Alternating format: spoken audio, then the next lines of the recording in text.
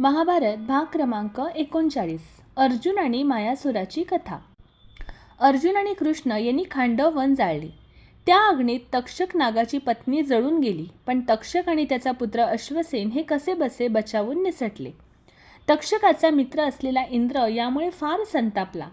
त्याने कृष्ण आणि अर्जुनावर आक्रमण करण्याचा विचार केला, पण स्वर्गातून झालेल्या आकाशवाणीने त्याला सांगितले की तक्षक वनाबाहेर सुरक्षित आहे. तेव्हा इंद्राने आपला राग शांत केला. त्या वनातून अनेक राक्षस बाहेर आले. त्यापैकी एक होता मायासूर. श्रीकृष्ण त्याला मारण्यास सिद्ध होता, म्हणून मायासूर अर्जुनाच्या आश्रयाला गेला. अर्जुनाने त्याचे रक्षण केले. अग्निकांड शांत झाल्यावर मायासुराने कृतज्ञतेपोटी अर्जुनाचे आभार मानले.